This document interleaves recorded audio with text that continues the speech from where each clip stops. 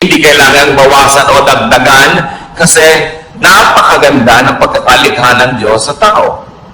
In spite of the much talk about imperfection, in spite of the sins we commit, we are wonderfully made. The foundation of the way we were created, the very foundation and frame of our being is wonderful.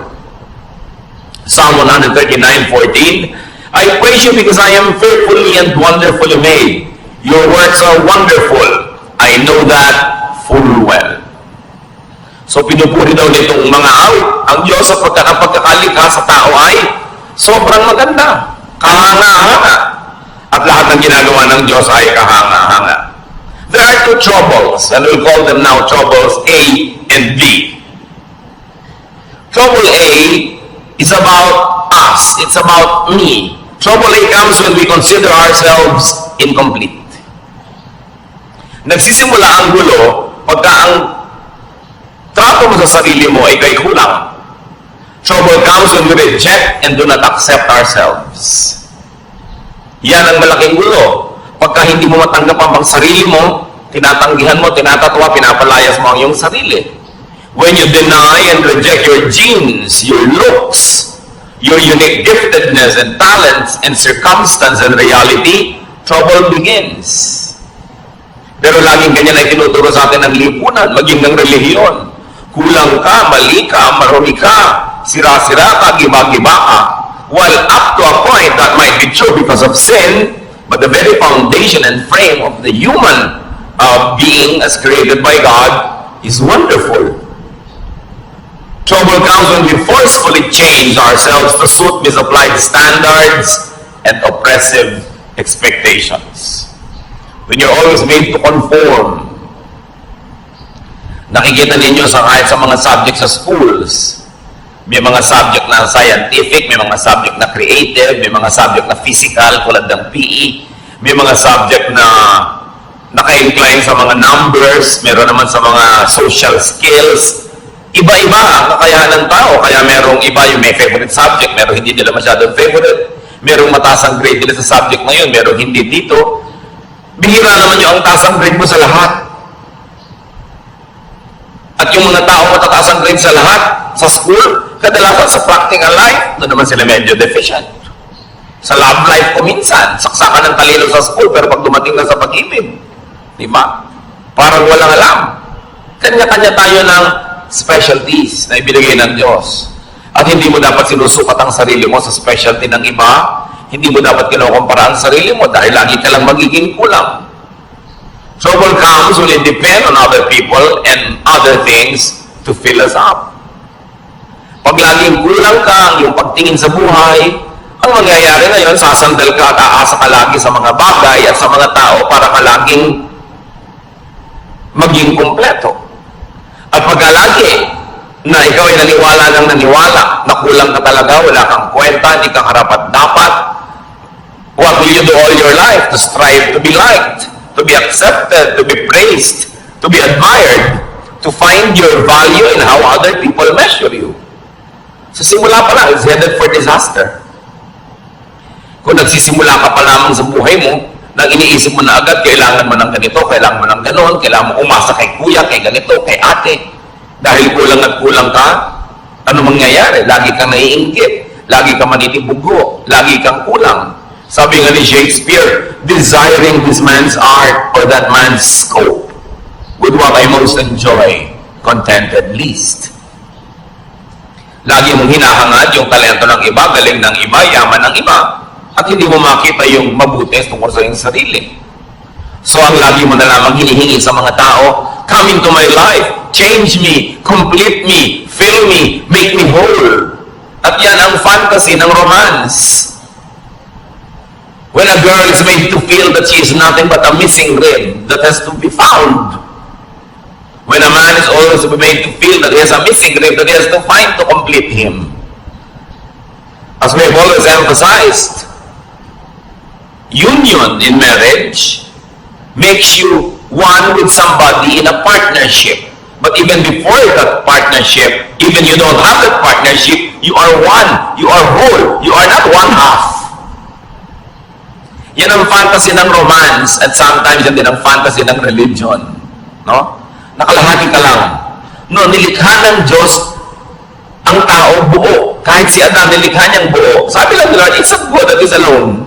Pabigyan ng kasama para mag-enjoy. Pero isa siyang taong buo. Hindi niya kailangan umasa sa ibang tao para sa kanyang pagiging buo. Anong nagiging bunga pagka tayo ay laging umaasa sa iba? Dependence. And dependence brings about addiction. Kaya yung mga taong emotionally weak, mai-inlove sa isang tao, siyempre sa simula maganda yung pag-iibigan, pero kahit yung minaya naging monster na, naging halimaw, inaabuso na siya, kinakawawa, binubugbog, hindi siya makaalis. Kasi addict na siya. Kailangan ko ang tao to feel me. Para niya ako pasayahin. Kailangan ko siya lagi. At pag lagi mong kailangan ng tao, what does it lead to? Possessiveness. And of course, possessiveness is caused by jealousy. Or it brings about further jealousy. Kaya yung mga taong sobrang kailangan ng kapwa-tao, seloso. Huwag kang tumingin sa kanya. Huwag kang makikipag-usap doon. Sa akin lang, sa akin lang. Kasi pag nawala ka sa buhay ko, hindi ako mabubuhay. Isang malaki kasi mangalingan. Pinanganak nga, wala yung taong yan eh. At kung yung kinahuhumalingan mo ngayon, na-meet mo nung 18 ka o 24, anong ginawa mo bago mo siya na-meet? Hindi ka buhay? Buhay ka nun. Mabubuhay ka before a romance, without a romance, or after a romance. Huwag kayo masyado nagpapaulol sa mga fantasy ng mga Valentine's cards. No? Kaya ka nagiging dependent sa tao. And when you're always jealous, you become fearful. And because this person, no matter what he does or she does, cannot really give you what you want, because what you want does not exist. It's a fantasy. You will always have frustration. Kaya ang saya-saya nitong bride, blushing bride, marching down the aisle para ikasal. After 3 months, nagdangangal-ngal na. Hindi niya maibigay sa akin ang aking pangangailangan. Yun, ang giniting mo sa tao mo, taga-feel sa iyong pangangailangan. Di ba? Magnangangal-ngal ka sa harap ng lahat. Dahil hindi na-feel ang iyong expectation. It leads to a fruitless and endless search. And it leads to a symbolic hell or evil spirits in your life. Trouble B is about the other person. Remember yung trouble A, kulang ako, punuin mo ako, kailangan kita. Trouble B naman comes when we consider others, especially people close to us, as incomplete and substandard. Daddy, kulang ka. Husband, kulang ka. Kailangan punuin kita. Wala kang utak. Ako ang may utak. Ilalagay ko yung isip ko sa loob ng utak mo. Diba? Wala kang diskarte. Ako meron. Hindi ka marunong. Ako meron. Ito ang lagi natin ginagawa sa mga partner. Ginagawa ng parents sa mga anak. Anak, hindi mo alam kung anong bagay sa'yo. Huwag kang mag-aral niyang arts. Walang pera dyan. Pity. No? Yung marunong pa yung magulang doon sa anak kung ano yung gusto ng anak. No? Lagi natin sabihin, akong nakakalam niyan, hindi ikaw. Ang mga sons and daughters, marunong pa rin sila sa magulang nila. Dapat ganitong palakad ng bahay natin, ganitong palakad ng ating mga pamumuhay, mga kapatid na hindi magkasundo. No? Dahil dapat ganito ka, kamukha kita. Mga magkakaibigan. Huwag mong kainin yan, ang kakainin natin yung gusto ko ang tama. Kulang ka, ako puno, pupunang kita. Another lie. Kasi kung puno ka, puno rin yung kapwa mo. Trouble becomes when we reject them or accept them only partially. Mahal mo lang yung anak mo kung kamukha mo. Mahal mo lang yung anak mo kung yung mga talent niya, gusto mo, pag iba na yung talent niya, ayaw mo na siya. So, hahanap ka na ibang anak na paborito na kamukha mo. Trouble be when comes when we feel other people with ourselves. Hindi dapat ganyan ang kulay na isinusuot mo. Dapat ganito. Hindi dapat ganito. Dapat yung standard ko. Now, when we are raising children, that's alright because that's standards. Kasi blanco sila, walang kaalam-alam. Pero oras na yung tao na de-develop na yung personality, we allow them to be how God wanted them to be. Kung paano sila nilikha ng Diyos. Kung ano yung talentong ibinigay sa kanila, yun ang dapat natin silang bigyan ng laya na hanapin nila. Yung kanilang buhay, doon sa talento, sa hiling, sa galing na ibinigay sa kanila ng Diyos. trouble becomes when we force them to change to suit our taste. And all of these major issues happen between husband and wife. Ang pag-aasawa ay isang walang patakarang pagtanggap. Hindi siya isang reformatory institution na iibahin kita. Babaguhin ka ng aking pag-ibig. Sa teleserye lang yon, walang nagbabago. So kung hindi mo gusto yung buong tao, huwag mong pakasalan, inaasahan mong mababago mo. Ngayon kung nagbago siya dahil siya ay naging sumasulo rin sa Diyos, nagkusa, bonus.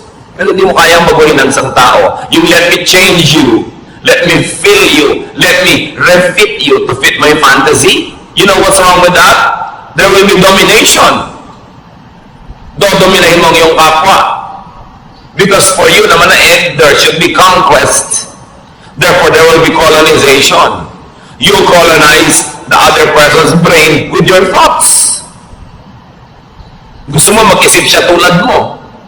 Gusto mo thoughtful siya sa ganitong bagay. Hindi niya kakalimutan ng ganitong bagay. Hindi siya maalalahanin.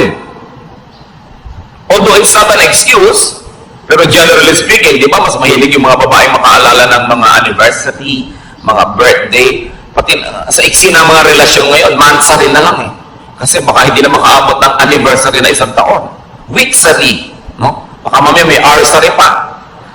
So, mas particular talaga yung mga babaeng maalalahanin. Lagi nilang gusto maalala yan ni husband. Although, mag-effort naman yung mga husband maalala. Pero dapat mong tanggapin na iba ako, iba siya. Maalalahanin ako siya, hindi. Pero may iba siya katangian. Pag gusto mong baguhin ang kapwa mo para maging kamukha mo, abutin lahat ng kati mo sa buhay kung saan siya makati, di ba gagamitin mo lang siya, hindi mo siya tinatanggap bilang tao. And this is the problem in marriage. Because the moment you try to dominate another person, natural instincts will surface. There will be resistance, rejection. There will even be subversion. Laging gusto mo, ganito siyang oras umuwi. Laging ginagamihan, talaga lang to subvert you para hindi ka makapanaig. Idine-defend kasi nung tao yung kanyang sariling pagkatao. There will be defense. And sometimes there will even be offense. Therefore, warfare. Hell again. Evil spirits plaguing your life. What is the way of Jesus to peace? Accept yourself. Great peace follows when we accept ourselves. It does not mean that we will not improve ourselves. It does not mean that we will allow ourselves and tolerate ourselves to be sinful and to be wrong and to be substandard. But you begin everything by accepting yourself. We become more comfortable with ourselves in relation to others. Kasi buo ako, buo siya. Dapat ganun yung dynamics ng relasyon. Hindi yung kulang ako, punuin mo ako. Or kulang ka, pupunuin kita. No, pareho kayong puno. We become more comfortable with ourselves when we are alone. Isa yan talaga sa mga pinakamalulubhang sakit ng maraming Pilipino. Hindi kaya mag-isa. Hindi makakain mag-isa, hindi makalakad mag-isa, hindi maka-enjoy mag-isa. We dread aloneness. And we become like clinging vines. And when you become like a clinging vine, you will choke people around you. Yung lagi kailangan nandito ka, nandito ka, nandito ka. Paano ka mga tao active, mga gagawin, may mga hinahabol na mga pangarap, kailangan lagi sila nakapaligid sa'yo para magkaroon ka ng kahulugan. Kailangan maging komportable ka sa sarili mo kahit na mag-isa. There are times when mga kasama ka, enjoy, but you must also enjoy aloneness. Kasi kung talagang gusto ng Lord na lagi kang may kasama, dapat nilikha kang may mga kakambal, yung kabit-kabit kayo. Yung hindi kayo nagkakahiwa-hiwalay. Di ba pag may pinapangarap mo ng kambal, ino-operahan ba natin para magkahiwalay? Dahil mahirap din may kakambal. Eh ngayon, kung may kakambal ka emotionally, hindi ka na inom ng masarap na inumin kung hindi mo kasalo sa isang straw ang kung sino man. Di ba, miserable ka nun. At gagawin mo rin yung tao miserable dahil lagi mo siya nahanapin, nandiyan ka, kasi iinom na ako. Kailangan matuturin tayo ng healthful aloneness. But when you cannot accept your own self to be your own companion, how can you be a companion to others? Kailangan yun ang sanayin natin. Walang mga tao ngayon, I will enjoy this alone. Kasi yung paghahanap ng kasama ko minsan ng malaking kapahamakan, kahit sino na lang tuloy na pwedeng sumama, isasama, para huwag lang mag-isa. Self-acceptance is the foundation of self-love and self-appreciation. Hindi yan masama. Anong sabi ng Panginoong Yesus sa Mark 12:31? Love others as much as you love yourself. No other commandment is more important than this. So we are not being forbidden to love ourselves, but we are only being reminded, yes, love yourself, but in the same way, love others also. Huwag yung love yourself lang and forget others. At hindi naman love others only and forget yourself. Pareho yun na mali. Irespeto mo ang kapwa mo, irespeto mo rin ang sarili mo. Hindi naman yung binabastos ka na, ang respeto mo pa. Eh hindi ka na nire-respect. Mahal mo ang sarili mo tulad ng pagmamahal mo sa iba. Why? Because you cannot give what you do not have. How can you understand others when you don't understand yourself? How can you be kind to others when you're not kind to yourself? How can you love others when you don't love yourself? Self-acceptance is the foundation of self-tolerance. At mahirap to be intolerant to your own self. May mga tao, lactose intolerant. Hindi sila pwedeng uminom ng gatas. Eh kung intolerant ka sa sarili mo, yung sarili mo hindi mo matanggap, hindi ka pwedeng mapag-isa, ano mangyayari? And self-acceptance is the foundation of genuine self-forgiveness. Many people cannot forgive others because they also never forgive themselves. So, pinahihirapan nila ang sarili nila at pinahihirapan din nila ang kanilang kapwa. Self-acceptance is the foundation of healthy autonomy. Ang tao dapat masarap na may kasama, masarap na kasama, pero pwede rin walang kasama. Kasi kasama mo ang Diyos. Kahit kailan hindi ka pwede mag-isa. Kasi tinitirhan ka ng Espiritu ng Diyos. Kung minsan nga, lagi ka may kasama, hindi ka tuloy magkaroon ng oras na makipagsarilinan sa iyo ang Diyos dahil laging may abala. Laging may iba. We should learn healthy autonomy. When we accept ourselves, when we realize our wholeness, we do not excessively depend on and attach to people and things. We socialize, we enter relationships for additional enjoyment, for mutual upliftment, not for dependence. Dapat papasok ka sa relasyon, makikipagnobyo ka, mag-aasawa ka, makikipagkaibigan ka, hindi para ka may sandalan, at hindi rin para meron kang buhatin. Pareho kayong nakatayong mag-isa, nabubuhay, gumagawa ng paraan, naghahanap buhay, nag-aaliw sa sarili, nagpapasaya sa sarili, nagpupundo sa mga bagay. Tapos, you share for enjoyment. You share for additional happiness and additional joy and pleasure. Pero hindi ka nakikipagrelasyon para ka sumandal o sandalan. Nagtutulungan kasi pampadagdag sa buhay. You are a whole wonderful. You are an individual, an autonomous unit. Kita ninyo, bakit sabi nila marami daw ng mga Pilipino nag-enjoy ng close family ties? Bakit daw ang mga communities natin close ang ating mga relationship? Poverty forces us to be close. Siyempre, kailangan mo makisama sa kapitbahay mo dahil pagka nanganganak yung asawa mo sa madaling araw, makikisakay ka sa tricycle ni Mang Tomas. So pagka nagiging si Mang Tomas, tutulungan mo siya, ang ganda ng samahan nyo. Pero subukan mo, lahat kayo may kanyang tricycle. Ano ka pa rin kaya ka nice? Nakikisama ka sa neighbor mo, nagpapadala ka ng ulam pag nagluto ka, para pag nagluto din siya, mapadala ka. Pero kung lahat kayo bumabaha sa pagkain sa inyong mga kusina, will you still be that close? Close sa mga magkakamag-anak, magmano ka sa tiya, mangupo ka. Eh kasi makikitira ka sa kanya pag nag-aaral ka ng college. Pero kung may kanya kayong bahay, ganun pa rin kaya ka nice? Dapat ganun pa rin nice or better. Doon mo lang malalaman na nice ka talaga. Kasi nice ka, hindi dahil lang umaasa ka o sasandal o may kailangan ka sa kanya. Kaya tingnan nyo ang nangyayari sa mga komunidad na yumayaman at umuunlad, nababawasan yung pakikipagkapit-bahayan, which is negative. Dapat hindi ganon. Kaya si Aling Junisha ayaw tumira sa Forbes Park. Ang tataas daw ng mga pader, wala daw kapitbahay. Siyempre kasi hindi mo nang kailangan ng neighbor mo, may kotse ka, may pangangailangan ka, may sarili kang gym, may sarili kang ganito, may mga katulong ka, you don't need to be nice to your neighbors. But poverty requires you to be nice. Poverty makes people stick to each other. Now, translate that to emotional poverty. When you're emotionally poor, you always want people around, you will cling because you need and you want help.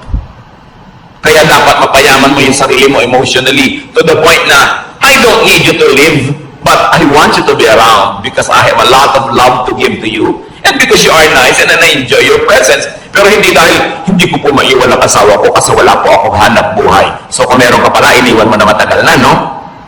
So hindi ka lang nandyan dahil love mo siya kasi nakasandal ka.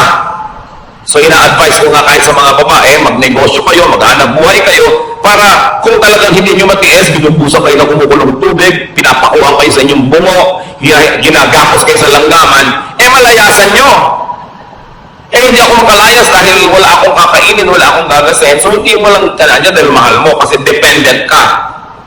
At kung economically, dapat autonomous ang tao, dapat autonomous ka rin emotionally. Hindi ibig sabihin, magpapader ka na, hihiwalay ka na dahil hindi mo na kailangan. Pero pagka hindi mo kailangan yung neighbor mo, tapos hindi ka pa rin nagpader, nakikipagmabutihan ka pa rin, ibig sabihin, genuine. Yung pakikipagmabutihan mo, walang ulterior motive. Kaya sobrang pakikisama system natin sa Pilipinas kasi umaasa tayo sa kapwa. Kaya tingnan nyo yung mga financially independent, hindi na masyadong nakikisama. Kasi hindi ka na nila kailangan. Pero hindi yun ang dapat mangyari. Hindi kita kailangan, pero nakikisama pa rin ako sa'yo kasi nais ako talaga at nais ka rin naman at mas masarap yung buhay na magkakasama tayo. Yun yung si Adan eh. It's not good to be alone. Pero pwede alone. In other words, people are additions to our happiness, not a wall to lean on. Kung yung titingnan yung mga asawa, mag-anak na, nandyan lang kasi dapat kong asahan. Strive to be autonomous. At saka yung mga asawang babae na walang income pero tumanda na kayo, nagka-losyang sa pagtatrabaho sa bahay, ang totoo niyan, dapat binibigyan kayo ng allowance sa asawa nyo na inyo talaga. Di ba? May allowance sa mga bata, but ang wife walang allowance, ang ibinibigyan mo pamalengke. That's for all. Yung siya, paano? Di ba? Tapos birthday niya, regaluhan mo pa ng magandang kaldero. Para maipagluto ka na naman niya ng masarap, bibigyan mo ng kalan, ng refrigerator. Ang wife ang nire-regaluhan yung pang kanya, hindi yung pang lahat. Kasi regalo mo rin sa sarili mo yun kung kalan. Diba? Kailangan yung pang kanya. At kung sasabihin ako naghahanap buhay, subukan yung mga wives, so kayo gumawa sa bahay. Kung may isuot yung mga asawa niyo pagpasok sa opisina, kung may dat ng pagkain, siya ang magbayad ng mga Meralco, pumila sa mga bayarin na tubig, subukan nyo. Kaya dapat yung mga wives ay sariling allowance yan. Para hindi naman kung biglang gusto kayong layasan, walang pamasahe. Gusto magpakamatay, hindi makabili ng lason. Kasi talagang walang kapera-pera. You should strive to be autonomous. So that you say, husband, I stay because I like, not because I need you. Not because I depend on you. It's a distorted kind of relationship. So poverty reduces people. Emotional poverty also reduces people. Kaya dapat pinapaunlad mo yung buhay mo economically, pinapaunlad mo yung buhay mo emotionally, kaya mong tumayo sa sarili mong mga paa kasi nilikha ka ng Diyos buo. Tingnan niyo yung babae na nakapanayam ng Panginoon sa balon. Paborito ng karakter na ito kasi buhay niya talagang tayo yun John 4:15-18.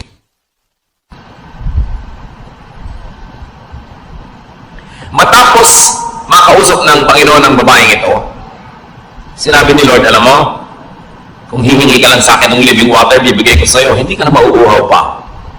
The woman said to him, Sir, give me this living water so that I won't get thirsty and have to keep coming here to draw water. He told her, Go, call your husband and come back. I have no husband. She replied. Jesus said to her, You are right when you say you have no husband. The fact is, you have had 5 husbands, and the man you now have is not your husband.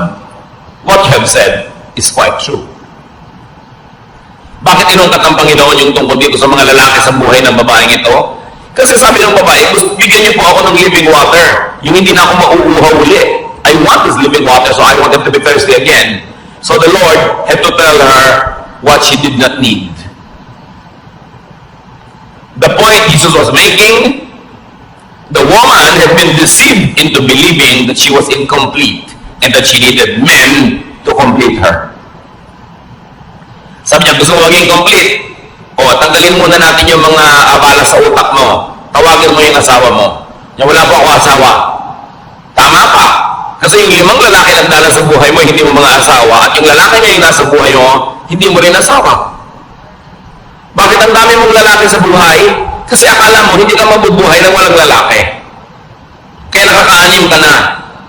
30 years from now, siguro magiging 4 na yan. Hanggang kaya siguro ng naturalesa mo, dadami pa yan ang dadami, hanggang magkalasog-lasog ka na. Tapos mamamatay ka na lang, hindi mo pa nakita yung hinahanap mo. Kasi akala mo, makikita mo sa romance. Sabi niya, ang tunay na kailangan mo, nasa kalooban mo lang, kailangan mo ma-discover. Dahil yung tubig na yun, nasa loob mo, bukal. Tanggalin mo yung bara para bumalong, lumabas yung tubig. At hindi ka na mauwaw kahit kailan. Huwag kang umigid kung kanikininong balon, sumalok kung saan sa ilog. Kasi lagi ka lang mauwaw. Because you think that you need people to fill you, it leads to addiction. And it becomes hell. Iba-iba lang tayo ng mga addiction. Yung iba, ang addiction nila, bag. Umaako na yung bahay nila, wala ka na matulugan sa dami ng bag bumisis. No? Hindi na sila makapamili ng masarap na pagkain dahil puro bag. Kung pwede lang sanang isigang, iihaw, ilagay ang mga bag na yan. Busog pati kapitbahay. Iba-iba lang. Si Mr. naman, kung minsan ang addiction, kung barel o belt o pomada, no? Kung ano man yun. Kanya-kanya tayo ng mga addiction. There's a sense of incompleteness. An addiction to things and to props and to money. Luke 12:15, then he said to them, watch out, be on your guard against all kinds of greed.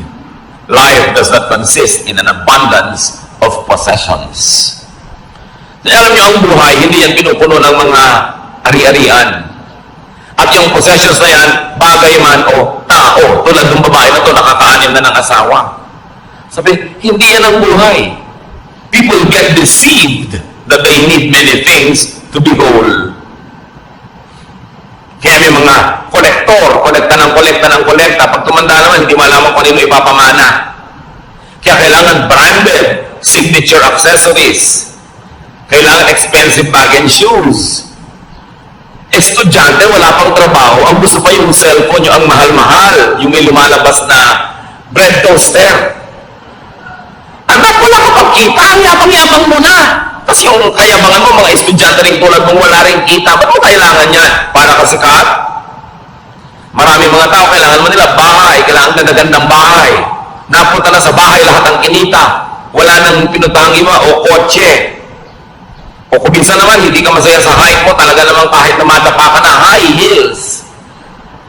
Kulang pa yung heels doon sa takong, kailangan lagi pa na mag-heels sa toes, kaya talaga nakatungtong ka na halos sa isang hollow blocks. Hindi ka na makalakad. Yung iba talaga hindi kontento sa ilong nila, kailangang taasan, kailangang kitiran, kailangang bawasan ng panga, kailangang bawasan ng baba, kailangang liitan ng mata, etc. etc. Laging kulang. Sign that you don't accept yourself. Ay, hindi naman masama yung up to a point, a little improvement here and there. Pwede nanganib na yung buhay mo at namatay ka na sa operating table dahil bina-vacuum ang mga body parts mo. Parang dangerous na yun. Ano sabi niya sa 1 Peter 3:3-4? Don't depend on things like fancy hairdos or gold jewelry or expensive clothes to make you look beautiful. Kita nyo yung look. Actually, hindi ka beautiful. You only look beautiful. Sabi niya, be beautiful in your heart by being gentle and quiet. This kind of beauty will last and God considers it very special. Huwag nyo namang lihim tanggalin yung mga baon-baon yung hikaw. Hindi naman masamang maglagay. Pero sabi, huwag nyong iasa ang kagandahan nyo dyan sa mga yan. Kayo, maganda na yung character nyo, meron pa kayong konting pampa-enhance, nice. Pero kung nagiging bitsa na ng inyong buhay, ang hirap-hirap magbayad at hulugan, titigilan nyo ang mga kahangalan na yan. Sa ganon, alam niyo ang tunay na magandang babae, sabi yung mabini, yung banayad at tahimik. So anong tawag sa mga madadaldal at maingay na babae? Bahala kayo. Di ba? Sabi ang kagandahan niya nandyan, yung matinig ang loob, matibay ang loob, maganda ang kalooban. Yan ang gandang pinapahalagahan ng Diyos at yan ang gandang hindi kumukupas, hindi na-snatch, hindi nananakaw, at hindi huhunugan sa Bombay. Sabi, kailangan ganyan ang tinitingnan mong beauty. Templadong katahimikan. 1 Timothy 6, 8-10. So we should be satisfied just to have food and clothes. Ibig sabihin, we should be satisfied with basic things. People who want to be rich fall into all sorts of temptations and traps. Yung rich, pwede niyong palitan ng people who want to be beautiful or sexy or fairy white, o kaya people who want to be tan. Lahat ng gusto niyong palitan sa inyong sarili fall into all sorts of temptations and traps. They are caught by foolish and harmful desires that drag them down and destroy them. The love of money, you might say the love of other props, the love of cosmetic surgery, causes all kinds of trouble. Some people want money so much that they have given up their faith and caused themselves a lot of pain. Kung kailangan, tatapin mo yung sarili mo. Kung may konti ka lang may-improve na hindi sobrang magastos, hindi dangerous to your health at easy to maintain, pwede. Pero kung magiging pasanin mo sa buhay, yung sa dami ng operasyon mo sa mukha, tawang-tawa ka na, sabi mo pa. Kasi hindi ka makatawa na matipilas yung pisngi mo, parang kawawa ka naman. Diba? Yung hindi ka na makahinga dahil sobrang nilita na yung butas ng ilong mo. Dati isang hinga mo lang kahit 1 week na oxygen, nasa lungs mo na. Ngayon, hirap na hirap kang suminghap. Para ka nang bisugo na tinanggal sa tubig. Ang hirap naman nun. Diba? So dapat yung easy to maintain. Huwag yung ano pinaglalalagay mo sa loob ng katawan mo, tapos pagka lumilip-lipat kung saan-saan, nagkakaiba-iba korte ng katawan mo. Tapos, wala namang maawa sa'yo. Ang totoo, halos walang maawa, although kawawa. Kasi alam yung ibang pag ginaawa, inggit. Kasi naglagay ka na dahil mo sila kahit sandali lang, kaya ikikriticize ka. Kung gumanda ka naman bigla na gano'n, pag-uusapan ka, hindi mo ganyan itsura niya. Di ba really top in high school? Ayun, sarili niya dahil sa sinasabi ng mundo, sinasabi ng advertising, sinasabi ng mga kung sino-sino, this will pressure and tire you. Pagka rin meron kayong laging pinasandal sa sarili nyo, di nila kayo makakapahinga. This will disempower them also. Kaya yung mga hindi makakain habang wala yung husband, bakit dalawa niya ang lalamunan mo? Diba? Yung, ano yan blackmail para umuwi ka sa oras. Which is good, nag-asawa ka rin lang, uwi mo na maaga para sabay kayo. Pero hindi naman yung talagang nakaabang doon at may kandila pa. To make you feel guilty dahil wala ka pa. Paano kung talagang wala ka pa? May kailangan kang gawin. Minsan yan, mga blackmail na lang no? Minsan, ang sarap siyempre ng family, kumakain lagi sabay-sabay, very ideal, parang sine. Pero sa tunay na buhay, siyempre may nata-traffic, may nag-overtime, merong may kailangan gawin, it can be very oppressive pag laging gusto nyo yung mga ganun seremonya. Masarap yun paminsan-minsan at pag natural at likas, pero pag pilit na, it becomes oppressive. Pag laging ganun ang pamamalakad mo sa iyong pamilya, anong gusto mong anak mo lahat? Makawala, mag-asawa ng maaga, tumakas, para lumaya. Kasi maraming opresyon. So, parents, spouses, do not drill into people's minds that they are incomplete, that they are defective or unfit, or ugly or poor. Alam niyo kung sino gumagawa nun?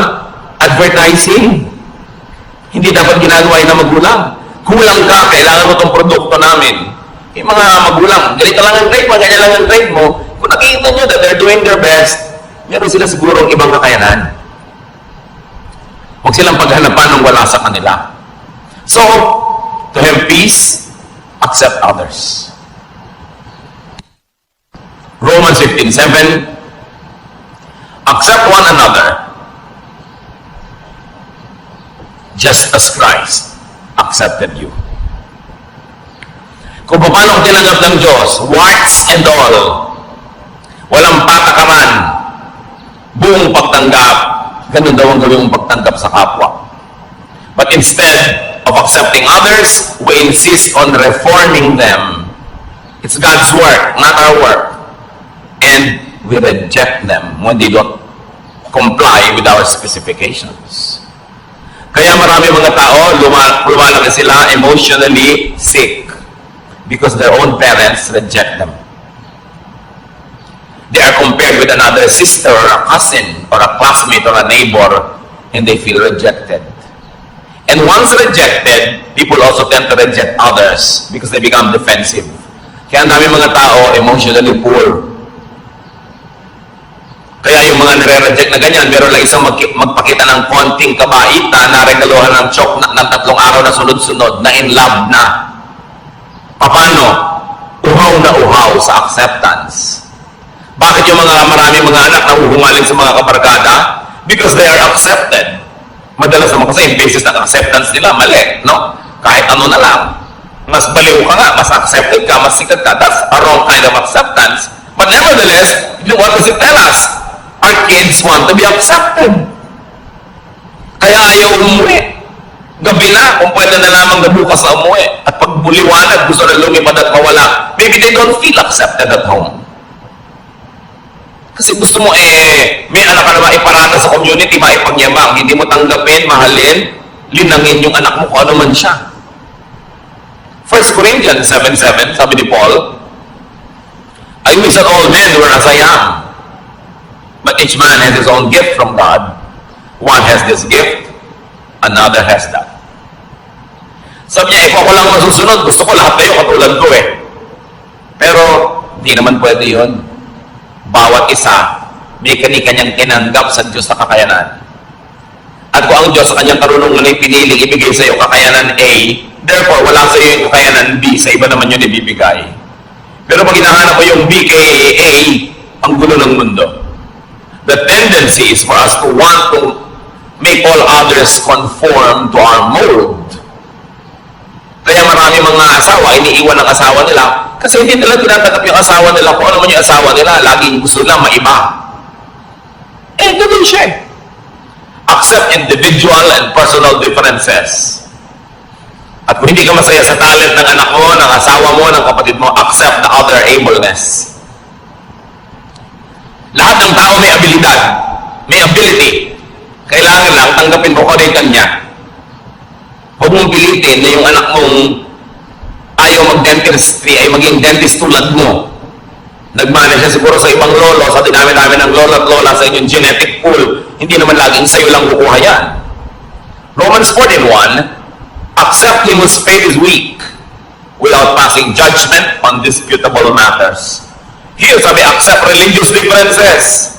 Accept spiritual differences. Not everybody is as mature as you.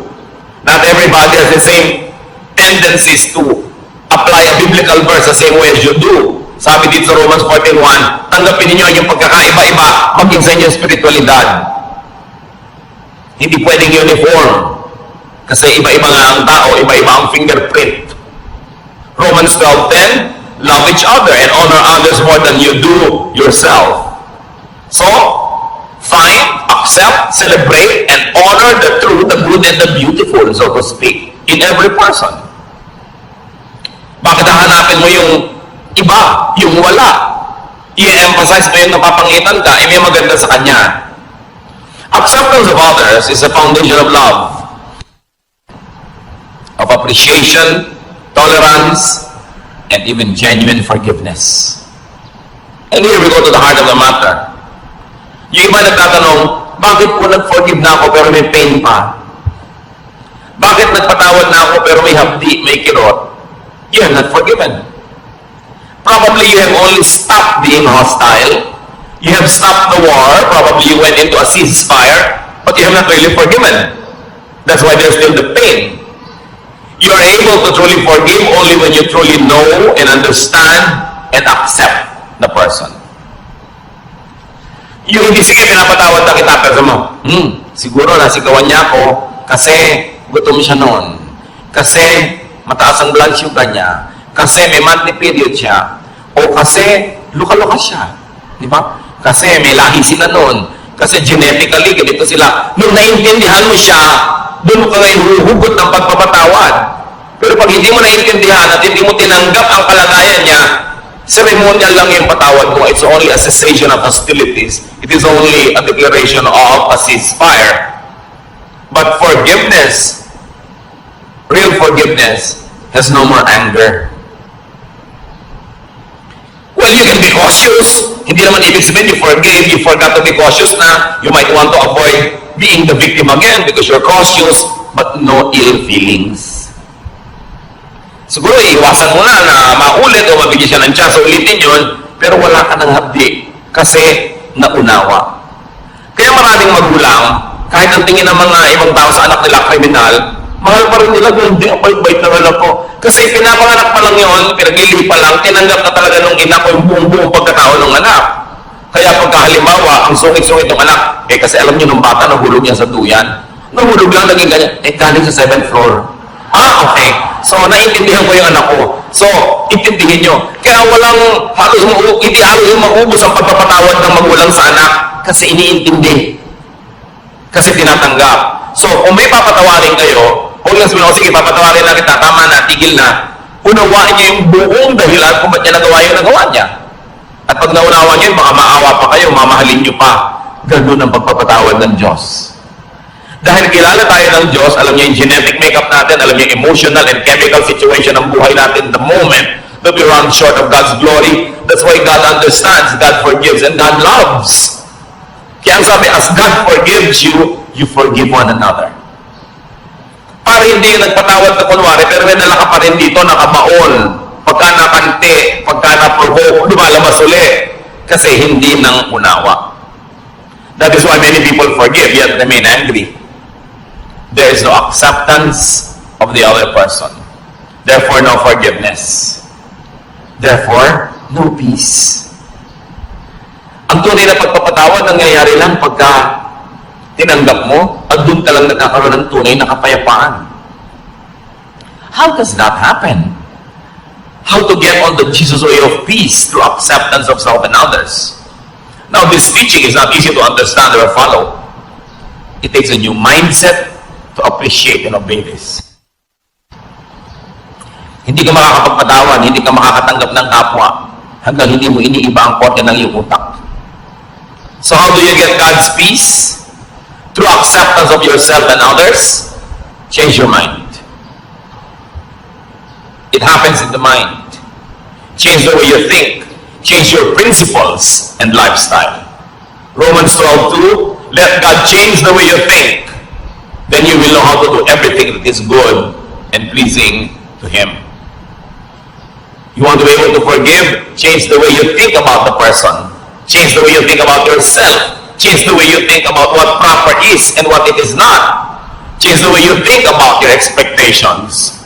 Accept the person as you would accept yourself. Then you will begin to understand and you will have the power to forgive because it comes from deep understanding.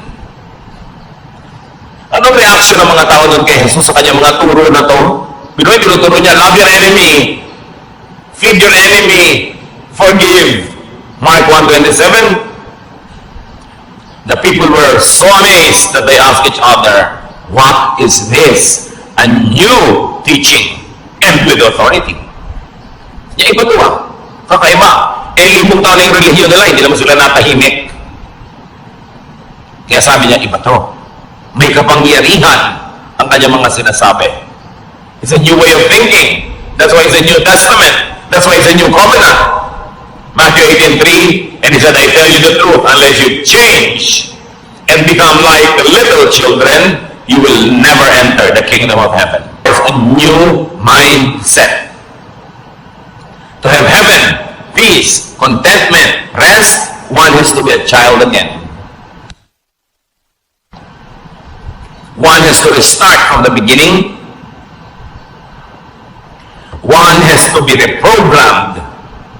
In a manner of speaking, one has to be born again. To rediscover, revive, and nourish God's reign in his or her heart. Kailangan madiscover mo uli yung sarili mo na, oo nga pala, sa kaloob-looban ko, ako'y isang buong tao. Nilikha sa wangis ng Diyos. Na ang Espiritu ng Diyos ay nananahan sa akin. Ba't kailangan kong humanap ng pag-ibig, ng pagmamahal, ng kasiyahan sa iba? Kailangan mo nang pumasok ako sa loob ko, I must travel into me, discover what God has placed there, nourish it, and let it sustain me. And when I'm already overflowing with love and kindness and goodness, because I've already known and accepted myself, and I know God is in me, then I will socialize with people, I will relate with people, because in that case, I will be full of kindness, not just full of wicked expectations. That I am full, and the other person is full, and I respect his fullness, and we're together to have a better life, because together we can make a beautiful world. But I will not intrude into and colonize this world to make it beautiful in my terms. Pagka ganito lang yung asal, people will love to have you around.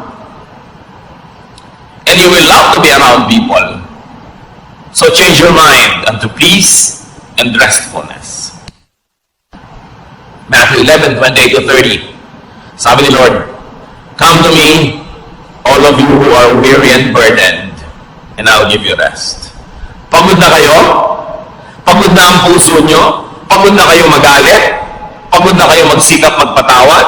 Pagod na kayo na matahimik ang buhay nyo? Pagod na kayo sa paghahanap ng mga pangarap nyong pag naabot nyo ay biglang naglalahong parang bula? You're tired of chasing rainbows? You're tired of repairing all the broken toys in your life which never get fixed?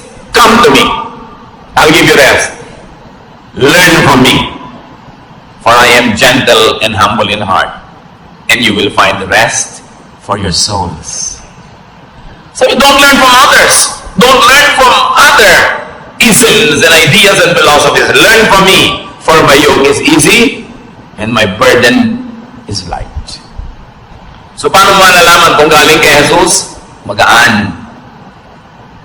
Hindi mahirap sa loob. Kahit hirap yung katawan mo sa pagsunod, hindi hirap ang loob mo. Magaan. The kingdom of God is restful, easy, and light. So peace, restfulness equals heaven on earth. And it is in accepting yourself and others. Habang hindi mo tinatanggap ang anak mo, asawa mo, magulang mo, kapatid mo, lagi kayo magtutunggali. Lagi kayo magko-contest. Mag-uunahan kayo kung sinong masusunod, kung sinong mananalo, kung sinong mananaig. Stressful yan. Hindi ganyan ang buhay. When you accept yourself, you relax. You become less demanding and suffocating. And you become nicer and more open, more accepting. And when you accept others, you also relax. You become less intrusive, less judgmental and demanding. You become more forgiving. And they too relax. Everybody relaxes, masaya ang buhay. Deep and real forgiveness comes from unconditional acceptance and understanding. Change your mind, and this can happen. Kaya kami problema sa asawa mo, may iniisip ka, hindi yun ang natutupad. May iniisip din siya, hindi yun ang natutupad. So, ba't di niya nalang palitan ang iniisip nyo? Kasi hindi niya naman kayang palitan yung asawa nyo. Hindi niyo naman kayang palitan ang pagkatao niya. Palitan nyo na lang. Yung iniisip nyo, hindi sasaya kayo. Kaya ang sabi ng anghel, peace on whom God's favor rests. Kaya sinabi natin kanina, peace is not for everyone. Peace is not for the whole world. Well, it is efficient for all, or sufficient for all rather. It is efficient only for those who would appropriate it, those who would accept it and live by it.